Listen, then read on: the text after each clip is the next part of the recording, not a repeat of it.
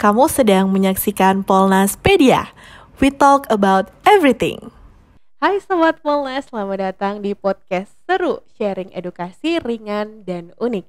Nah, kali ini kita sudah kedatangan narasumber yang beliau merupakan Direktur Politeknik Nasional.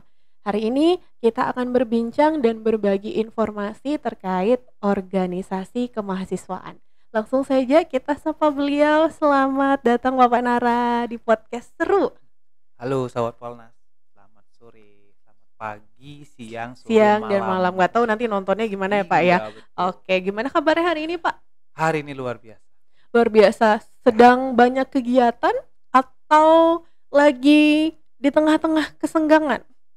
Kebetulan siang ini khusus nih. Oke. Nah, khusus waktunya untuk podcast hari ini. Oke, meluangkan waktu untuk Meluangkan Sobat Polnas semua memberikan informasi menarik tentunya Pak ya. Betul sekali, Oke, Kak. Bapak Nara. Baru sekali menjabat sebagai menggantikan direktur kita sebelumnya ya.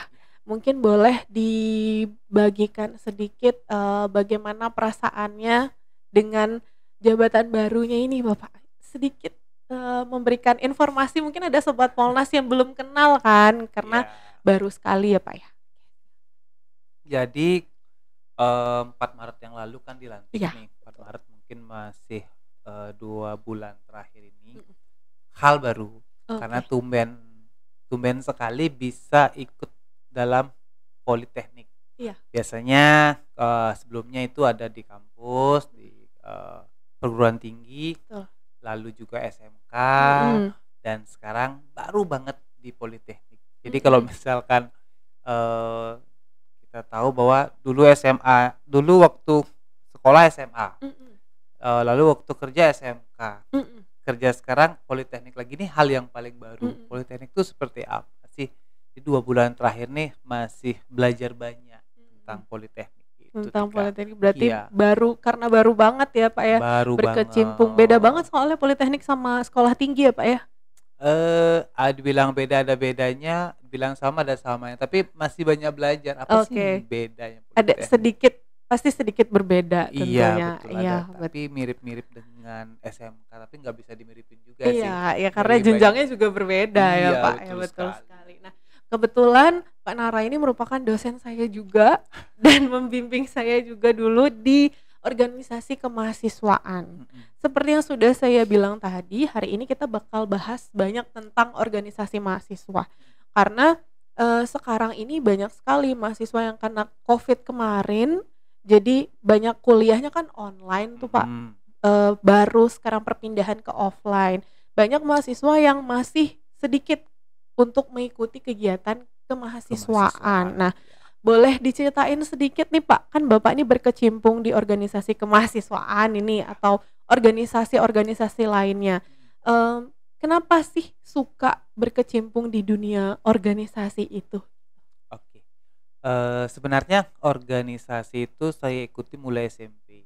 SMP itu kalau di SMP dulu kan OSIS ya. Iya, betul. Ekstranya mungkin nggak terlalu banyak ikut ekstra, selesai, tidak ada organisasi yang lebih detail dalam ekstra. Beda pada saat kita sudah kuliah, karena setiap organisasi mahasiswa itu ada, kalau kita lihat itu ada kepemimpinannya, kepengurusannya. Jadi stresnya udah mulai dari kita mau ekstra aja udah stres nih. Stres ngurusin SDM-nya, stres ngurusin programnya dan yang lainnya. Tapi apa yang terjadi, makin sering kita melihat situasi konflik dari sebuah manajemen karena ide dan yang lain-lainnya, kita makin terbiasa dengan permasalahan seperti itu. Akhirnya ujung-ujung kita harus bertemu, kita harus berkomunikasi, menyelesaikan beberapa masalah untuk mendapatkan solusi. Tujuannya kenapa? Karena setiap organisasi dibentuk kan pengennya umur panjang nih. Iya, betul sekali. Kalau mau umurnya panjang tentu pasti tangganya panjang, tangga naiknya itu tinggi sekali. Makanya perlu ada masalah-masalah yang memang harus diselesaikan. Nah, makanya di sanalah kita belajar bagaimana menyelesaikan masalah dari organisasi, khususnya komunikasi. Dan itu komitmen juga.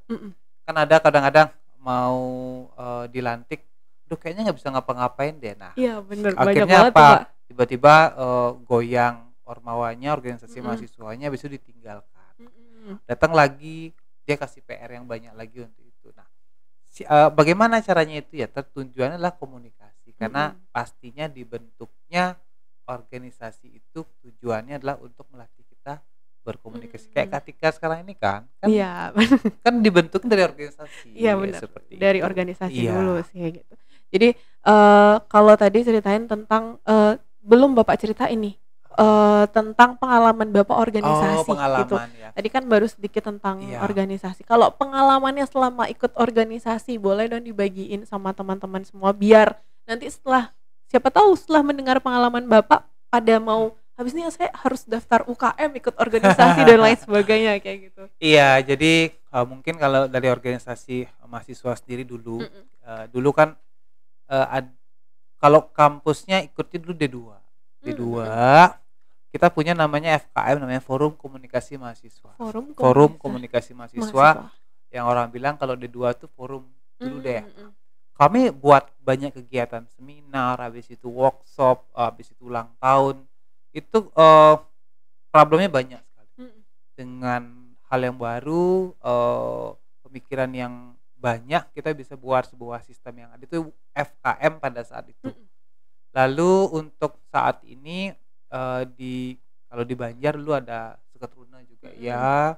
Kalau di luar di kampus sekarang itu ikut beberapa organisasi, salah satunya juga ada namanya Aliansi Perguruan Tinggi. Aliansi Perguruan Tinggi Anti Narkoba. Yang mana kebetulan kita itu pengurusnya itu kebanyakan dari rektor, ketua ataupun direktur politeknik ataupun sekolah tinggi yang Perguruan tinggi yang ya, ada di Bali gitu.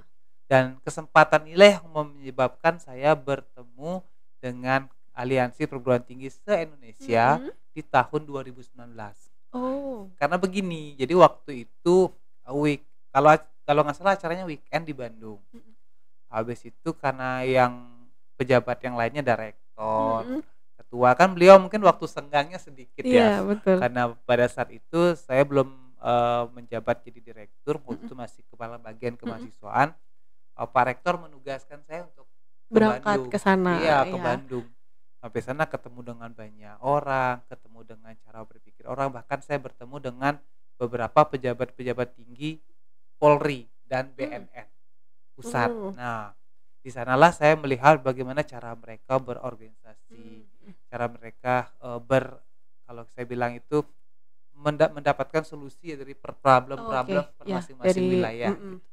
Nah itu kalau untuk organisasi yang lainnya, kebetulan sempat mengurus juga beberapa organisasi mahasiswa yang ada di Stikom Bali pada saat itu, yang UKM-nya atau ormawanya itu lebih dari 33 pada saat itu. 36 kalau nggak salah. 36. Iya. Semuanya dijadiin organisasi. Pokoknya ada skateboard, ada pokoknya semua sampai komika kita juga punya dulu ya.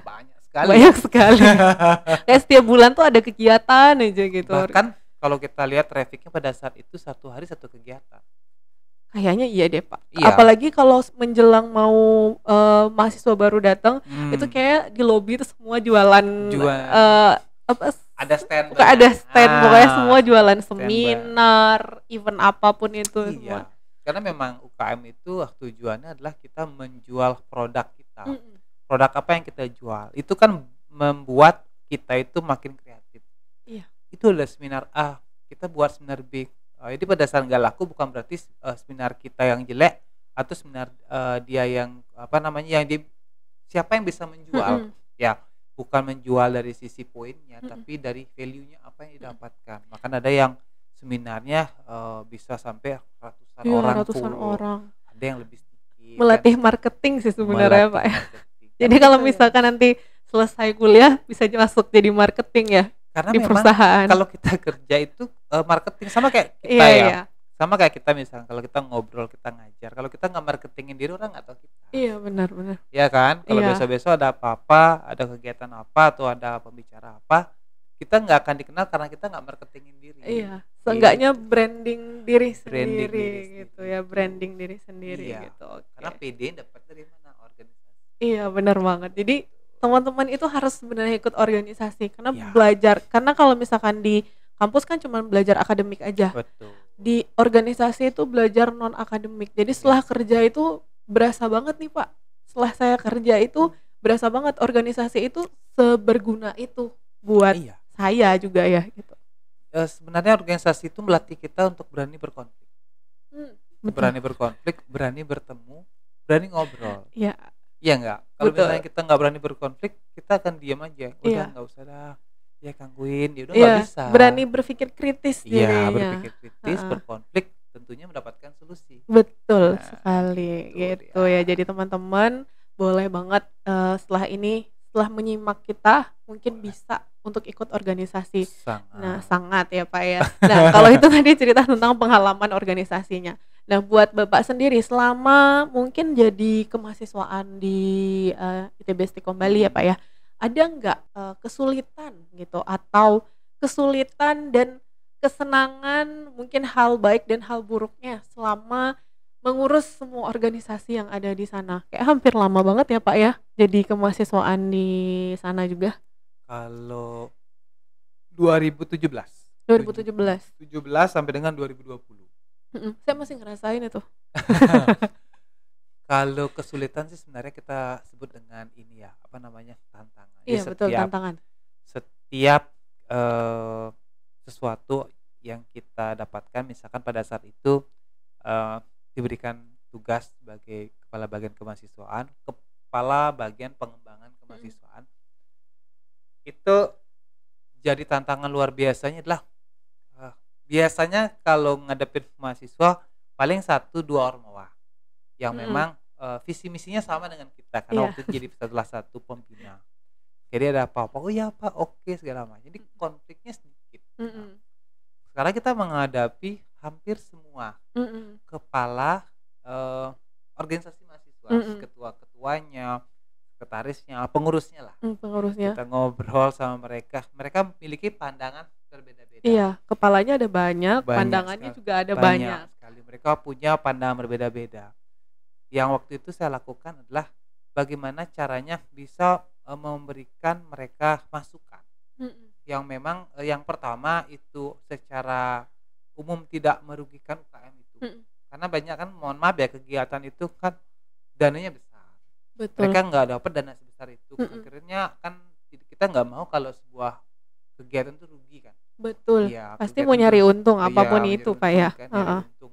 Buat seminar nyari untung, buat event nyari untung. Jadi untung itu untuk digunakan untuk kegiatan lain yang memang tidak membutuhkan biaya banyak. Iya, untuk kegiatan selanjutnya sebenarnya gitu. Saya melihat banyak hal itu. Kenapa? Tetapi di sana tantangannya adalah lebih enak lagi kalau kita tuh ngobrol tuh dengan pelan. Jadi nggak pakai lagi ribut-ributan, ya kan? Ngomongnya pelan-pelan, kita cari solusi yang pelan-pelan. Bahkan untuk mendapatkan satu keputusan, saya harus bertemu dengan ketua UKM itu berkali-kali. Ayo ketemu lagi biar dapat solusi. Ya, solusinya dari sisi mereka baik, sisi kampus juga baik. Karena kan kampus ingin kegiatan banyak, tapi pasti ada juga tujuan kampus itu kegiatan itu kayak apa. Iya, benar-benar. Nah, kita kan buat antara tujuan kampus dengan tujuan ormawa itu nyambung. Iya, benar. Nah, agar nanti tidak terjadi apa, kalau orang bilang tuh one prestasi, yang menguntungkan satu tapi ininya rugi. Iya, kan, benar. Bisa dua-duanya untung. Nah, itu yang membuat pada saat itu yang paling tantangan adalah ngobrol ke banyak kepala. Meskipun mereka mahasiswa loh, kalau orang bilang kenapa mereka nggak ditekan aja, nggak bisa. Nggak bisa. Kita buat mereka organisasi, kita kasih mereka kesempatan organisasi, mereka buat berpikir kritis. Karena kalau kita nekan mereka, yang untuk apa ada organisasi? Iya, benar. Kan? Kita komunikasi dengan mereka agar apa yang menjadi kepentingan mereka jalan, kepentingan kampus juga berjalan. Berarti kan tujuan organisasi ini juga salah satunya untuk memperkenalkan kampus juga. Betul, jadi kalau misalkan kegiatan kampus, kegiatan organisasinya ini positif, yang kebawa ya nama kampusnya juga, untuk mengenalkan kampusnya juga. Oke. Nah, selanjutnya nih, saya mau tanya ke Pak Nara, apa pentingnya organisasi? Mungkin buat teman-teman masih mempertanyakan ya, atau sobat Polnas masih mempertanyakan, karena kemarin setelah COVID banyak banget yang belum mengikuti organisasi, setelah ini akan mengikuti organisasi, masih bertanya tuh di kepalanya, penting nggak sih organisasi? Dari tadi kita kan udah ngobrol nih, kalau misalkan boleh di replay lagi ke depan, pasti kalau udah ngerti omongan kita pasti berpikir penting banget organisasi gitu. Tapi mungkin menurut Bapak boleh dibagikan apa pentingnya organisasi? Kalau misalkan penting kok pentingnya, kita lihat sekarang. Misalkan ada Katika di sini, ada juga saya nih yang ngobrol di sini. Pada saat saya berada pada posisi ini, tentunya kan kalau kita bilang apakah baru lahir, baru kerja 2 tahun 3 tahun bisa sampai sini, Pak? Jawabannya enggak. Betul. Ya, kenapa? Karena bisa ada sampai di sini ini karena memang jiwa organisasinya harus tinggi. Iya, betul. Ya enggak? Jiwa apa? Jiwa berani. Berani apa? Berani kita melangkah. Kadang-kadang kan ketakutan itu muncul karena diri sendiri. Betul. Tapi keberanian juga muncul karena diri sendiri. Karena diri sendiri. Ya, orang boleh ayo nah, ayo. Sama kayak misalkan kita ada anak kecil, ayo kamu berani, kamu sehat, kamu luar biasa. Tapi yang memutuskan dia berani itu tidaknya adalah mereka sendiri. Kenapa juga penting? Karena masyarakat itu mereka nggak perlu ijazah kita. Masyarakat tuh nggak perlu ijazah kita. Masyarakat tuh perlu orang itu hadir, datang, berani. Ini anggapannya seperti ini. Saya selain organisasi di kampus, saya juga organisasinya ada di desa atau di Banjar. Di Banjar. Gitu. Anggapannya kalau kita misalnya ketemu setiap ada orang meninggal, orang menikah, kita kan misalkan istilahnya adalah datang untuk membantu. Betul. Datang udah bawa pisau. Belum tentu bisa, tapi kita berani datang. Iya. Berani datang, melihat, kita coba, meskipun hasilnya kurang bagus, tapi kita berani. Itu kan jiwa organisasi. Betul. Kalau misalkan orang, aduh, ini deh besok ada orang nikah, kamu misal besok ke sana ya bantuin. Udah takut duluan. Nggak bisa buat gini Pak, nggak bisa buat gitu. Akhirnya nggak jadi datang. Iya, betul. Padahal 11-12 sama yang orang bawa pisau, petantang petenteng, datang nggak bisa apa kayak saya dulu itu, tapi berani aja. Wah, ngapain paling sana gini. Kita pikiran udah positif. Sampai sana, ayo deh sini misalkan dibelah ini, dibawa ini, kan kelihatan kita. Pasti kan dikasih tahu dan diajarkan gitu Pak ya. Dilihat seperti itu orang udah tahu, ini segede ini nggak cocok, dikasih gini pakai potong-potong bambu, mungkin dikasih ini kan bisa. Kerjaan yang lainnya. Betul kan? Karena anggapannya dalam sebuah organisasi itu kalau kita mau organisasi keberanian itu muncul. Mau dibawa ke sini mau nggak? Mau. Dibawa ke sini mau nggak? Organisasi seperti itu. Kalau orang yang suka organisasi itu orang bilang habis-habisin waktu gitu. Jadi apa yang saya dapatkan di hari ini duduk di sini itu kan sebenarnya buah dari organisasi. Buah dari organisasi. Sekarang pun di rumah di desa khususnya itu kan jadi pembina salah satu organisasi pemuda. Ya, kalau kita nggak bisa ada di sana berarti kita tidak melewati fase itu. Iya. Seperti itu yang menyebabkan kenapa organisasi penting. Orang bilang ngasah soft skill Pak. Itu kan teorinya. Iya. Jadi kita lihat aja kita sekarang duduk nih kalau saya minta adik jadi ketua mau nggak? Kalau jawabannya mau, organisasi udah bagus tuh. Iya betul. Kalau misalkan, aduh organisasinya kurang. Kenapa? Karena ada suatu hal yang mana organisasi itu adalah keberanian. Iya, berani yang pertama, berani percaya diri. Habis itu udah deh, pasti semuanya apa yang dikasih kerjaannya, apapun yang diminta itu pasti sudah pasti. Oh ya siap, oke, gas laksanakan gitu. Iya. Bukan orang bilang kamu jalan tanpa berpikir, enggak. Organisasi itulah meyakinkan orang. Siapapun, sama kayak kita kemarin kalau nonton Indonesia kemarin. Indonesia masuk semifinal. Yang ngurus organisasinya adalah ada Pak Erick Thohir segala macam. Kenapa orang-orang itu? Ya karena mereka berani. Betul. Siapa presiden? Sekarang kontrak yang ditawarkan oleh pelatih kita STI itu awalnya adalah 8 besar. Terus mereka bilangnya oke, saya bisa sampai semifinal. Itu terjadi. Kenapa? Karena keberanian dari pelatih kita, keberanian untuk memberikan target. Kalau enggak pengalaman organisasi yang bagus, enggak mungkin berani target benar, itu. Benar.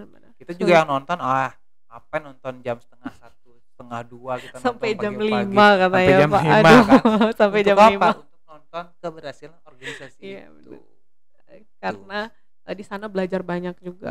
Belajar banyak sekali. Jadi itu sudah disampaikan tadi, penting banget buat ikut organisasi, dan kedepannya untuk bekerja itu juga penting banget ya Pak ya. Jadi sangat menopang banget kalau misalkan kalian sudah ikut organisasi, sudah tahu, malah mengasah skill public speaking banget lagi. Jadi setelah nanti lulus kuliah dan mulai bekerja, rasakan perbedaannya. Yang pernah mengikuti organisasi dan tidak pernah mengikuti organisasi itu, rasakan perbedaannya. Jadi kalian akan merasakan di sana perbedaannya gimana. Sangat merasakan ya. Dan yang terakhir, boleh dibagi tips menarik gitu mungkin untuk teman-teman atau sobat Polnas di luar sana yang akan dan mau mengikuti organisasi. Oke, jadi gini teman-teman, kalau kita jadi mahasiswa, tujuan kita di mahasiswa itu kan habis ini bekerja ya, mau kuliah lagi boleh, mau bekerja juga boleh. Pada saat kita akan bekerja, kita pasti akan ketemu banyak orang, ketemu banyak sifat orang yang mungkin tidak ada di keluarga kita. Iya betul. Ini kayaknya sifatnya nggak ada di keluarga kita. Iya, beda-beda kan. Nah, bagaimana caranya agar pada saat kita bekerja kita bisa survive dalam artian apa? Kita tidak menyerah dalam bekerja. Habis itu kita punya banyak ide dalam bekerja. Kita juga bisa mendapatkan apa yang kita ingin lakukan dalam bekerja.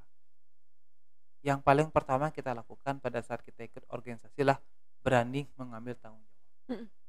Tanggung jawab itu diambil aja. Nanti pada saat tidak, kita kembalikan, oh saya sudah bertanggung jawab seperti ini, ternyata saya tidak bisa, saya gagal, oke saya letakkan. Jadi kita bukannya meletakkan dulu sebelum mencoba, tapi kita coba dulu. Kalau misalkan sesuatu hal misalkan gagal ya, kita bilang oke, saya merasa ini gagal, belum bisa, saya akan lakukan ini, tapi dengan syarat bahwa apa yang kita lakukan itu benar-benar paling maksimal. Itu yang paling pertama. Yang kedua adalah bagaimana pada saat kita ingin berorganisasi, siapkan diri kita apa? Pada saat organisasi bukan euforianya, tapi berani nggak kita berkonflik, berani nggak kita gagal, berani nggak kita sukses. Kalau perlu gagal baru sukses. Sama kayak kita buat event, kalau kita mikir eventnya, aduh selamat ya eventnya sukses gitu, dalam hati kita ketawa aja, karena kata sukses itu kan kita menghadapi gejolak banyak. Iya, dibalik itu ya Pak ya. Secara teknis banyak, tapi secara apa lagi, secara komunikasi juga banyak. Betul. Kadang-kadang kita komunikasinya kurang, kadang-kadang komunikasinya baik, kadang-kadang kita komunikasinya menyakitkan, padahal kita cuma bilang tolong ambil itu, karena mungkin mata kita agak melotor sedikit dikira. Iya. Padahal sebenarnya itu cara kita untuk memberikan tanda yang luar biasa. Seperti itu. Jadi yang terakhir, yang ketiga, kalau teman-teman mau ikut organisasi, yang paling penting itu adalah mau. Kalau misalkan kita nggak mau, ya nggak bisa. Iya betul. Punya skill, ikut organisasi, ya aku pengen dapat ini, tapi mau nggak di ketua, aduh nggak mau. Kalau kita mau masuk organisasi, kita siap dan mau jadi apapun. Betul. Walaupun jadi apapun. Kalau misalkan nanti seniornya nyuruh kamu harus naik tahun ini jadi ketua, ya mau. Kalau misalkan memang sudah terjun, ya mau, harus mau. Udah usah lagi bilang, aduh kayaknya nggak bisa Kak, segala macam nggak bisa. Iya. Semuanya benar harus mau. Kamu diperalat sama segala macam nggak bisa, mau. Karena nextnya kita nggak tahu. Mungkin sekarang baru jadi ketua UKM, baru jadi ketua Ormawa, mungkin nanti jadi kepala kedepannya setelah bekerja ya Pak ya. Kita nggak ada tahu. Di sana kita baru tahu, oh kayak gini. Jadi bapernya akan minim. Iya, karena sebelumnya sudah biasa ya. Gitu. Pada saat udah menghilangkan sesi baper itu, kita baru bisa bekerja. Betul. Oke. Terima banyak masukan. Benar-benar. Terima banyak masukan, komunikasi dengan baik gitu. Jadi sebenarnya ikut organisasi ini adalah hal yang positif, sangat-sangat positif gitu. Lebih percaya diri. Karena kadang-kadang kan banyak orang tidak percaya diri, khawatir sama penilaian orang lain. Nah, itu yang membuat kenapa orang itu ketakutannya lebih tinggi daripada apa yang belum dia lakukan. Iya. lebih mendengarkan orang lain. Jadi itu lebih kayak stres duluan, nggak bisa jadi ketua karena dibilang sama si ini nggak cocok, atau dibilang sama si itu nggak cocok, padahal dia sendiri belum mencoba, bahkan mungkin dia mau tapi dia mendengarkan dari orang lain, kata-kata dari orang lain yang menyakitkan, dia udah langsung mundur duluan. Betul, harusnya sih. Iya, jadi yang pertama coba terus kita harus percaya diri dan mau ya. Mau yang pasti mau. Kalau misalkan mau ikut organisasi, mau dulu pasti bisa melanjutkan ikut organisasi. Ini kayak kita podcast ini kan mau nggak kita? Bener. Kalau nggak mau nggak jadi. Iya, kalau nggak mau nggak jadi. Punya ruangan bagus. Iya benar. Punya alat luar biasa. Tapi mau pakai nggak? Mau pakai nggak? Iya benar. Kalau misalkan mau, ya pasti jalan terus podcastnya. Ada aja, walaupun bilang nggak ada bintang tamu, nggak ada narasumber. Kalau misalkan sudah dijadwalkan dan kita mau, ya pasti akan nyari narasumbernya gitu ya. Baik, terima kasih sekali lagi Pak Nara sudah datang di podcast seru hari ini dan sharing banyak banget pengalaman tentang kegiatan organisasi. Nanti mungkin teman-teman, apalagi Sobat Polnas yang kuliah di Politeknik Nasional belum ikut organisasi, mulai deh dari sekarang. Apalagi dari semester baru nih yang angkatan 2023 belum ikut organisasi, mulai dari sekarang untuk ikut organisasi. Kedepannya kalian akan rasakan efek sampingnya yang pastinya positif ya ke depannya gitu. Sekali lagi terima kasih Bapak Nara sudah meluangkan waktu hari ini, dan kita jumpa lagi di episode selanjutnya dengan narasumber yang gak kalah luar biasa juga. Semangat pagi dan sampai jumpa. Bye bye.